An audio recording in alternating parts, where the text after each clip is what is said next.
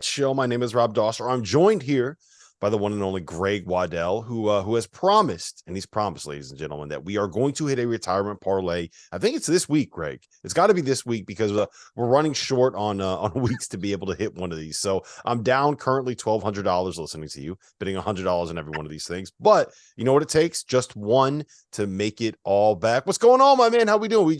We had a chance to hang out in Indy last week and had a blast for doing some we were doing some Field of 68 shows out there. What's going on? You caught up on your sleep yet?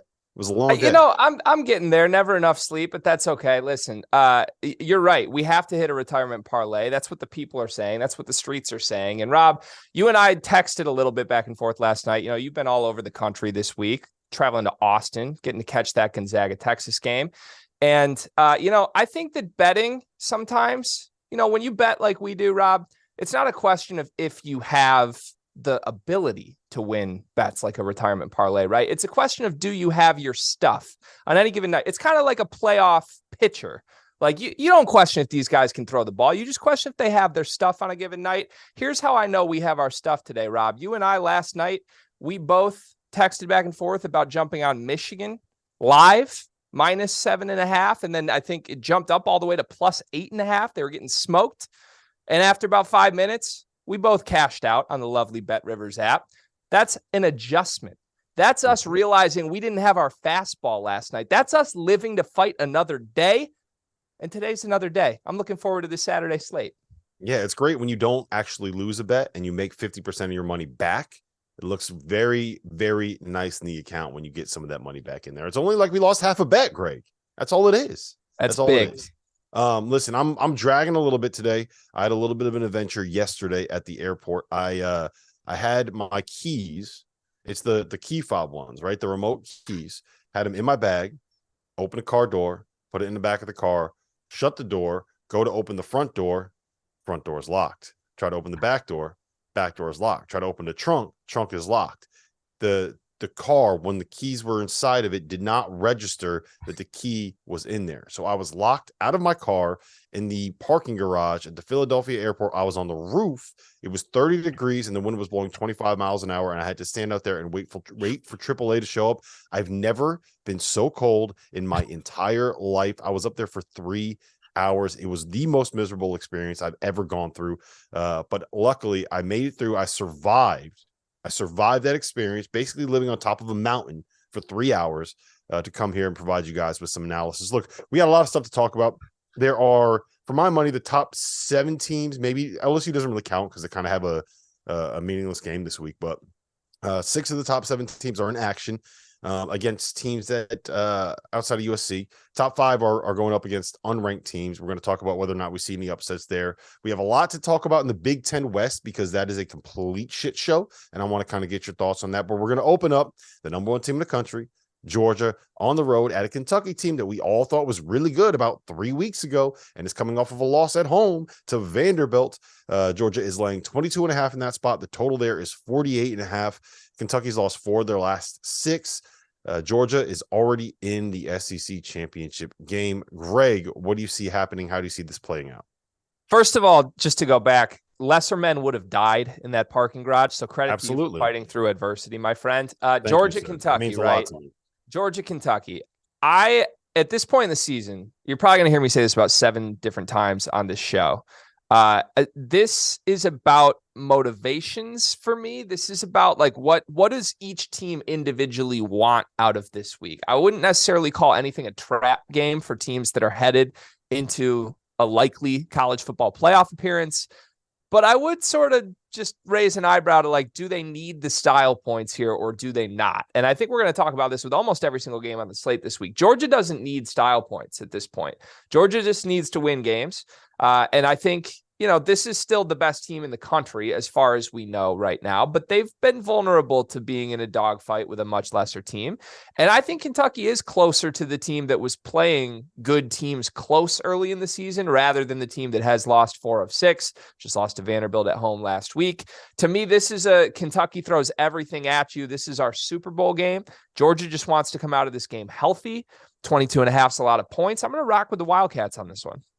Yeah, I actually like that logic, right? I mean, what else does Kentucky have to play for? They went into the season with a certain level of expectation on what they could be, and midway through the year, it looked like, hey, you know what? They might be the one team that can actually pick off Georgia. Now, a lot of stuff has changed since then. Tennessee showed up, LSU showed up, Kentucky had a couple of unfortunately timed injuries, and a couple of losses that kind of put a damper on their season. But this is a chance for them to make some noise. It's at home. This is what you can assume is going to be Will Levis's last game in that stadium, right? So I do think that Kentucky's going to find a way to keep it close. They have a good enough defense where you can kind of kind of close your eyes, click that button, and say, yeah, I think they find a way to get it done. I'm with you in that spot. Another interesting one: Ohio State on the road at Maryland.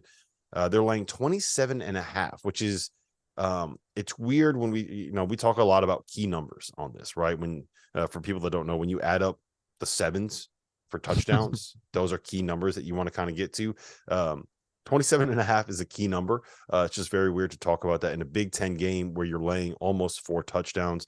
It's a little bit of a trap game for Ohio State. We have the showdown with Michigan coming up. They ran it up on Indiana last week, and you talked about style points, man. Ryan Day wants to make sure that CJ Stroud can get that Heisman Trophy. What do you see playing out here in College Park? Yeah, so let's start with key number again. You're right, 27.5. Like, my eyes light up anytime I can get the half point underneath the touchdown threshold. That one matters to me here. Second key number for me in this one, though, is 10. Rob, 10 is how many points Maryland has scored in the last 2 weeks combined. They just got shut out by Penn State, which, fine, like Penn State, good defense, okay, but they only scored 10 points against Wisconsin the week before. I think this is a broken offense, and I don't see them scoring more than maybe 1 touchdown in this game max. I know that you have been a big fan of taking whatever cupcake Ohio State's about to play just to score total points over. I don't know what Maryland's total points is. I would not touch that. I would not touch that. And I do think, back to the style points question, we have to say this with every single game. Not only is Ryan Day playing for positioning here, Ryan Day is playing for the event that they lose to Michigan, still getting into the playoff. And you can't tell me that's not on the back of his mind here. That game's going to be a great game. This one won't. But if he can win by 40, 50 points here, that's a resume booster when you're competing with Tennessee, when you're competing with whatever team comes out of the Pac-12 unscathed, maybe potentially TCU, to try to earn that 4th spot in a week from now. Yep. So to be clear, you take those implied team totals, and when it's under 10, that's when you take the team total over. All you need is a touchdown and a field goal. Here, Maryland would probably need 2 touchdowns to get to that. Actually, 3 touchdowns. I'm sorry, to get to that number. And that's a little bit too much for me to gamble on when they, only have 10 points in the last 2 weeks. I tend to agree with you in the spot. I don't think I want to touch the total here because I don't trust Maryland at all. And it would also not surprise me if Ohio State put up 63 points and this game went over because the final score was 63-3. Would you be shocked by that, Greg? I wouldn't be shocked. Not at all. I think, Ohio State's trying to they need style points in this game. You're 100% right. The other Big Ten team, we referenced them. We got a showdown coming up. Another potential trap game. Illinois is at Michigan. The line there is Michigan minus 18. The total there is 40.5. This is one where if you want to look at that team total over, the implied total for Illinois is 11.25 points, which is kind of getting to a point where you may want to take a look at that. I think that Illinois and Christian Hackenberg and Josh Perry made this point on the JP and Hack show. Illinois just kind of looks like they've lost the war of attrition this season. They have really good players. They have not built up that program depth where you can kind of sustain the injuries, where you can kind of deal with the bumps and bruises that come with playing a college football season in the Big Ten. And I think they might just kind of be worn out at this point. So I don't know if I want to take the team total over there. I will say this, Greg, you know that Michigan program as well as anybody. This feels like the kind of game that ends up like 24-10. This feels like an ugly Big Ten, cold weather. No one's throwing the ball. Everything's on the ground. 2 defenses are going to kind of beat up on each other kind of a game. Tell me I'm wrong. I wholeheartedly agree. I wish I could tell you you're wrong, but you're not. And style points, we got to play that game. That Michigan wants them here for the same reason Ohio State does. The problem is Illinois is a football team that I think can hang in this game. I respect what they've done this season. Now, the wheels have totally fallen off. They had pole position to come out of the Big Ten West and make the Big Ten championship for a program that has never done that. That really matters. But they're still good. They are banged up 100%, but like, can they get a couple touchdowns in this game? Absolutely they can. This is a prove it game for Chase Brown against Blake Corum, who, I mean, Chase Brown hit the Heisman pose in what ended up being a loss to Purdue a couple weeks ago. You can't tell me he's not motivated to come here. But I do think, I think Illinois, one, can score enough to stay in this game. Two, Michigan's red zone offense has just been so bad at times when they've needed it in big games this year that, if they come away with a couple field goals when they drive the ball down here, it's not going to be that hard for Illinois to keep this within 3 touchdowns. Cold weather game. And, I want to say this in all seriousness, because I think it's going to come across as like I'm making a joke of this. I'm not whatsoever, but Illinois head coach Brett Bielema's mother passed away this week. Thoughts and prayers to the Bielema family. But on the betting side of things, sometimes when that happens, some extraterrestrial forces come into play and make something happen. I'll be rocking with Illinois to cover in this spot. Yeah, I'm with you on Illinois, and I do want to say, while their chances to make the playoff are gone, right? They were slim to begin with, and they're gone now. This is still a team that is tied for first place in the Big Ten West, and a win over Michigan with Northwestern on the docket next. You do that, and you're going to be able to have a share of the Big Ten West title. I'm not going to sit here and try to figure out what all the tiebreakers are going to end up being with all that's left to play in the Big Ten West. But if you're Illinois and you're sitting at 6-3, you can probably feel pretty confident that you have yourself, at the very least, a share of the Big Ten West title. All right, Rob, excuse me for interrupting real quick, but if there was any question on how good my stuff is as a bettor today, Daniil Medvedev and Novak Djokovic over 23 games, gonna hit. It's going to a third set at Bet Rivers. Cash that ticket. Let's have a weekend. He's hot, baby. He is hot. Make sure you stay around for the retirement parlay. You don't want to miss Greg's heater, because when it's coming, we're all going to end up getting rich. All right, TCU at Baylor. TCU is finally a favorite, Greg. They are laying 2.5 points on the road against the Bears. Total there is 57. TCU has to win out, more or less, right? I think that we can all agree, and we talked about this all week on After Dark. They're not getting in if they are a one-loss team, right? They have to be undefeated to have a chance to get into the playoff. Baylor got smoked last time out by Kansas State at home. I believe that was 31-3. Where do you stand here? Are the Horny Toads going into Waco and beating up on the Bears? Let me ask you a question here, because I know where I'm going with this, but I want to see if you're on my side before I really get into my spiel here. You and I are both basketball guys. You've put this wonderful network called the Field of 12 out here into the universe, which is fantastic. We get to learn so much about football from smart football people who know the game, know what they see in teams, break it down every single night for us. And all season long, all these guys have just told me repeatedly over and over and over and over again, TCU is for real. It's time to take them serious. It doesn't matter that they've ran into broken quarterback after broken quarterback, lucky win after lucky win, right? How is TCU only a 2.5 point favorite in this game? If all that's true, if we really truly believe TCU's that good against a Baylor team that has been a mess this season compared to what they should have been, how are they only 2.5 point favorites? So that feels so weird to me. I have red flag all over in my eyes when I think about this game. Do you trust TCU, Rob? Do you fully trust this team, that they're a good football team? Can you say that with your chest right now? No, but it feels like they are something of a team of destiny, right? Like how we dealt with this last year in college hoops with Providence, where you look at them and objectively and by all the metrics, they were not a great basketball team, but they found a way to win the games that they had to win, the close games that they had to win, coming from behind over and over and over again, and they ended up winning the Big East regular season title for the first time in 40-something years that they've been a part of that conference. And it feels like TCU is this year's Providence. You can call them lucky. You can call them fortunate. You can say that they've gotten some good bounces. Whatever it is, you have to call them undefeated. And I think that after this game, you are going to continue to call them undefeated. What I will say, though, Greg, we identified the trap line of the week last week. LSU -3 at Arkansas. You know what that final was? 13-10. That's what we called a push. You know what the good news is, Greg? We got the hook on our side this week. Ooh. We got the hook on our side this week. I am taking TCU. I'm laying the 2.5 points. I just don't see a scenario where they don't win this game. They have to find a way to get it done. I understand everything that you're saying is 100% correct. Bryce Petty's not walking through that door. Yeah, you're right there. I would feel a lot better about this if Baylor had some dudes that I really trusted, especially on the offensive side of the football. The only dude I trust on the Baylor side is Dave Aranda. I think he's a great football coach, and I don't really know how to explain that. I don't know how to tie my belief that Aranda is a fantastic football coach with Baylor's results this season, but I do think they're starting to play better. And if I'm going to go down this year, Rob, it has not been a profitable football season for me. I'll just be honest. If I'm going to go down this season, I'm going to go down swinging. And I have doubled down and tripled down on TCU not being the team of destiny. This is my final bullet in the chamber. This is my final one. I'm rocking with Baylor money line this week, Rob. It's my final chance. All right, here we go. If you are correct and Baylor ends up losing, that means that Tennessee has a chance to crack into that top four, has a chance to be the second SEC team that's going to be headed to the playoff. The Vols on the road at South Carolina, laying 22 points.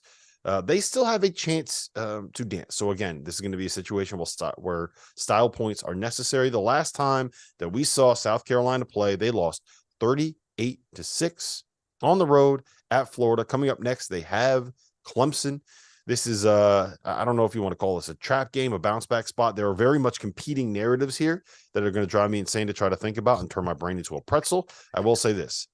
I think Tennessee is really, really good, and they are going to be motivated to try to make a point, right? I think they really have to make a point, because when it comes down to it, let's say Georgia goes into the SEC championship game undefeated. LSU goes and wins the SEC championship game. Do you put one-loss Tennessee in there? Like, can they crack that? Can they get into a top four?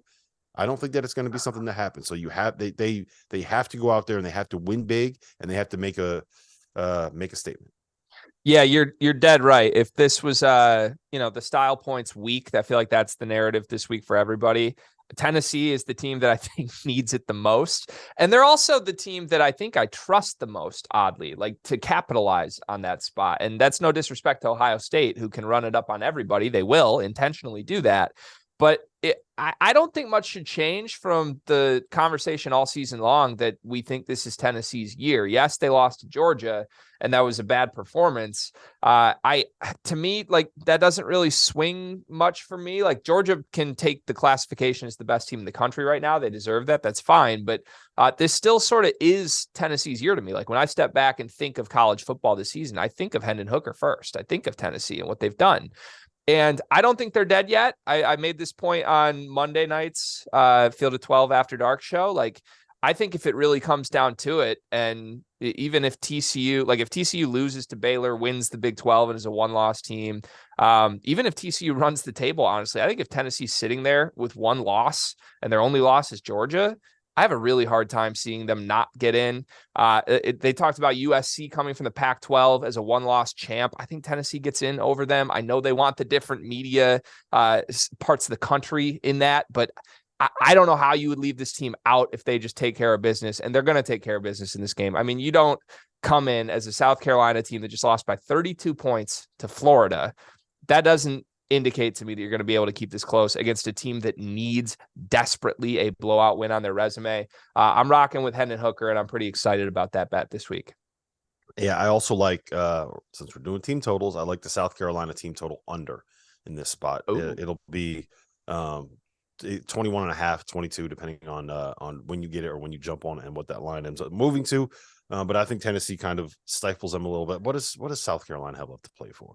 What are we talking about with them, right? They got nothing. And I think Tennessee's defense is a little bit better than what the narrative kind of is with them. All right. You mentioned USC. They're playing at UCLA in what should be a rivalry game. Here is my biggest question, right? They're on the road. And generally speaking, when you go on the road in a rivalry game, you expect it to be an insane environment. Do we think UCLA fans are going to show up and show out and make that be a cauldron? Or is it going to be the kind of thing where like half the crowd is red? I think it's the thing where half the crowd is empty. What color are the seats in that stadium, Rob? I mean, that would be my thing. We've seen it all season long. I don't know. Look, a half-filled stadium in the Pac-12 probably feels like, I don't know, they're playing in the Superdome, right? What we stepped into in April last year. But I don't think it matters. Like, as far as it's going to affect the football game, I don't expect anything from the stadium atmosphere itself to play a role here. That said, I like UCLA here. And it's mostly just because I've convinced myself that this Pac-12 conference is just going to cannibalize itself. If it hasn't already, I think it has. But USC is sort of the team that stands a chance, that's still out there, just floating with one loss. Everybody loves them. Everybody loves Caleb Williams. I mean, certainly the committee would like to see them run the table from here, I think. But, the thing about USC is that they let teams hang around, and their one loss to Utah, they certainly did that. I thought they had chances to sort of put the game away prior to that. But even after that, in the weeks that have come, like they gave up 37 points to Arizona. They gave up 35 points to Cal. They did take care of business against Colorado last week, but even early in that game, they were trailing. I don't know. UCLA's run game is a constant to me. I think Charbonnet could be the difference. I think he's going to go for about 150 yards minimum in this spot. So, bounce back spot for UCLA too, in a game they're going to care about. It was clearly a look ahead trappy spot for them last week in their loss. I'll take the Bruins being home dogs in this spot and feel pretty good about it. Yeah, the money line there is plus 105, and I do not hate your logic at all. Speaking of the Pac-12 and another small home underdog, Utah is playing at Oregon. The line there is Oregon plus 2.5. The total is 60. Quack, quack, Greg? Quack, quack? In all seriousness, we've seen Oregon up until last week when they lost to Washington looked like the best team in the Pac-12. They looked like a team we were talking about. Yeah, you know what? You got to kind of ignore the fact that they got smoked by Georgia at the start of the season and say, hey, they are running through what has been an underrated Pac-12. 1 3-point loss. Is that changing the way that we view this team, the way we view their season? It has to fundamentally a little bit, I think, because, a week ago, I don't remember if we talked about them on this show or not, but my belief was that Oregon was a top 5 team in the country, that, unless they run up against one of the big dogs from another conference, like they did against Georgia, I thought they were the class of this conference. I thought they were just more talented. I thought they were bigger where it matters in the trenches. And, to allow a team like Washington, who, no disrespect to Washington, they have one of the most explosive offenses in the country. We've seen that. Michael Penix is awesome. But to allow a team like Washington to, what Washington wants to do, and to allow that to work against you and not really take anything away from them, that shocked me from what I thought Oregon was. The thing as it applies to this game, though, is that I don't think Utah is well suited to take advantage of Oregon's weakness there in the way that Washington did. I think you've got to try and throw for like 350, 400 yards plus on this Oregon secondary. And to me, Cam Rising, he's a great quarterback, but that's not how they want to win. I think they want to run the ball. I looked at his numbers. He only has 1 300-yard passing game on the entire season right now. So I like Oregon here. I do think they're a much more talented team than Utah. I think I said it throughout the year. And Utah really has turned things around, give them credit. Ever since the USC loss, they've looked like a totally different team. But part of that's the opponents they've been playing. And I still think a lot of Utah's reputation was made last year when they hung with Ohio State compared to what they've actually been on the field this year. So I like Oregon. And when you combine this game with the last game we just talked about, Rob, tell me if I'm crazy, but I have a hard time seeing us coming away losing money if we bet both money line underdogs here at home. I think you win at least one of UCLA, Oregon, with a really good chance of winning 2 if you sprinkle the dogs at home. Yeah, I think what we just heard there, folks, was a little teaser for what Greg's retirement parlay may end up looking like. I think we might have a little bit of Baylor sprinkled in there as well. I'm just guessing. I'm just throwing it out there, Greg. I like Oregon, and we'll get into them in the moneyline underdogs section. All right, a couple quick hitters here. We'll do about 30 seconds on each one of these games. Penn State at Rutgers. Penn State's laying 19 points. The total there is 45. It is not a spot where we want to bet the team total over, Greg. The projected score is 32-13. I honestly kind of like the under in this spot. Rutgers, I just, you watch this Penn State defense and they just eat people alive. I'm so glad you said it. I love the under in this play. I weirdly just have a gut feel. I think this could be like a 6-0 football game. Look, I'm in Michigan. That's not where Rutgers is, but general Midwest East Coast vibes. You can tell me what it's like closer to actually New Jersey, Rob. But we got 14. I told you, I stood on the roof outside of the Philadelphia airport and it was cold and windy. Right. And it was basically the top. I pretty much scaled Mount Everest. Right. And we got 14 inches of snow here in Michigan last night. That's moving your way over the next 24 hours. You saw the Buffalo Bills game get canceled because they're expecting 2 feet of snow in that stadium. I think this is going to be really ugly. 6 feet of snow. You would not be able to stand up in the Bills stadium. Oh, goodness gracious. I'll give me the under, and I think the under hits comfortably here. Yeah, I like the under there as well. Iowa at Minnesota. Iowa's laying 2.5. The total there is 32.5. Gross. What do you got, Greg? I mean, what a low total, right? I'm going to flip and take the over on this one. And I know we're talking about cold weather in the Midwest. Who knows what it's going to be like in Minnesota here, but we've seen Iowa's offense contribute to going over by turning the ball over. I think you could potentially see that in this game. It's just such a low number, right? I mean, if you get a touchdown in the first quarter, you feel pretty good about that. So I'll root for the over. That's a fun root. Yep, I like the over there as well. As you said, defensive touchdowns count for as many points as offensive touchdowns do. I kind of like Minnesota in that spot as well. Fading Iowa is never a dumb thing to do. UConn at Army. Army is laying 10 points. The total there is 43.5. UConn is 6-5. Maybe they will be bowl bound if there's enough bowl spots available. Apparently, Brett McMurphy was trying to explain this to me, and I didn't really want to hear it. That they're not guaranteed to get a spot in a bowl. Either way, UConn plus 10. They've covered the last 2 weeks when I've been trying to tell you about them. They have, right? I got to start taking you seriously, which is not a strong suit of mine, Rob. It doesn't feel good, but let me ask this. Do they need a win? Like if they get one more win, are they officially in a bowl game? No, it doesn't. Like they're officially in a bowl game if there is one available to them. If there's not enough bowl eligible teams to fill all of the bowl spots. But so they can't move up the ranks, right? Like if they get a win here, then that would help them or no? No, they're basically just playing for it doesn't change anything for them if they get a win. See, I'm having a hard time tracking that. In that case, I mean, I don't know. Do we take the under here? I don't like UConn plus 10. Military academies, man. I don't like betting against them ever. That's in my Bible of college football betting rules.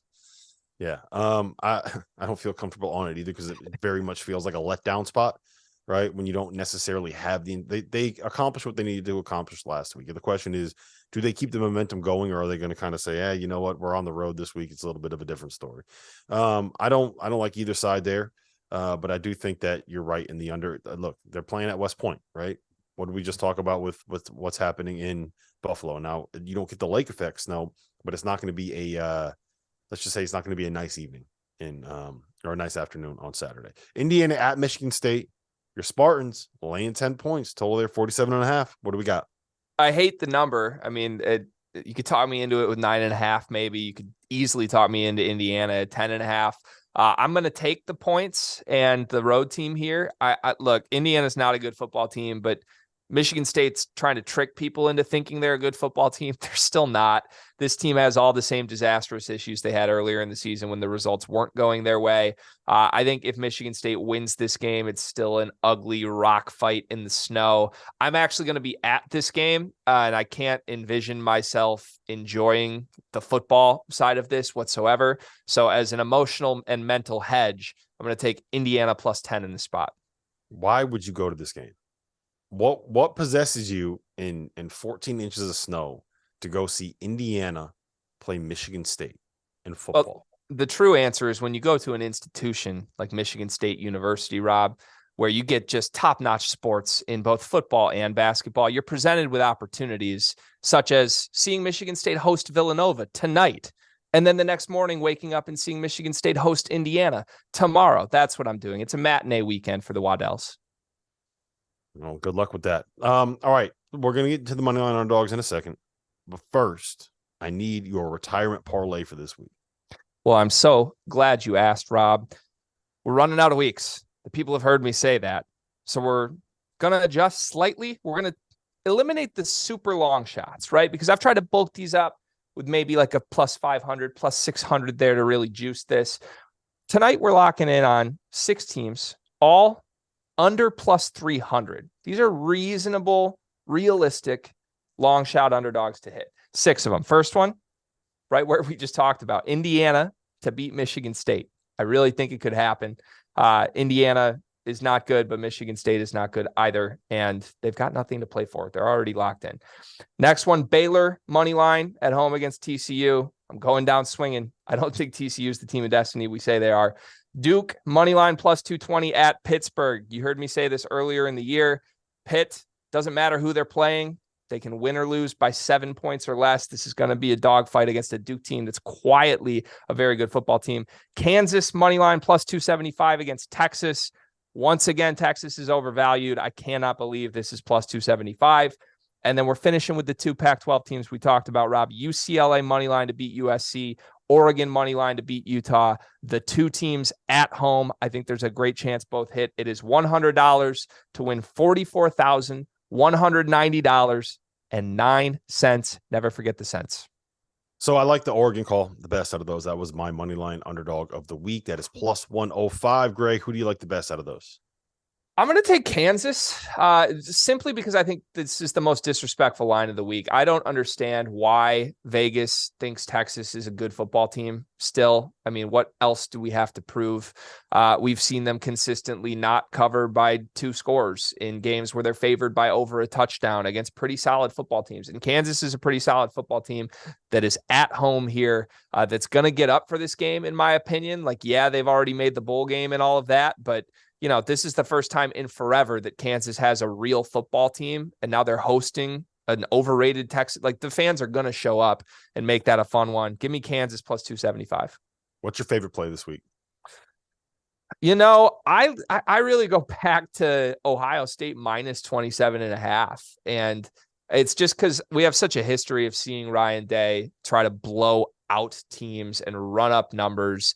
And I think Maryland's broken. I mean, you don't score 10 points or less against Wisconsin and follow that up with a shutout against Penn State and then take on the talented Ohio State defense and have any sort of signs of life. I think Ohio State wins by 35 plus minimum.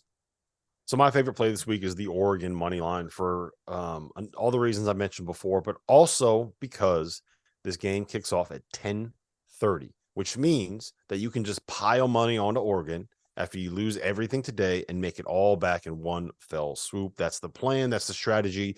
And I'm sticking to that story. Greg, it's been fun. This has been the Week 12 Best Bets show. So for Greg Waddell, for producer Dagan Hughes, my name is Rob Dauster. We'll see you guys again in Week 13, season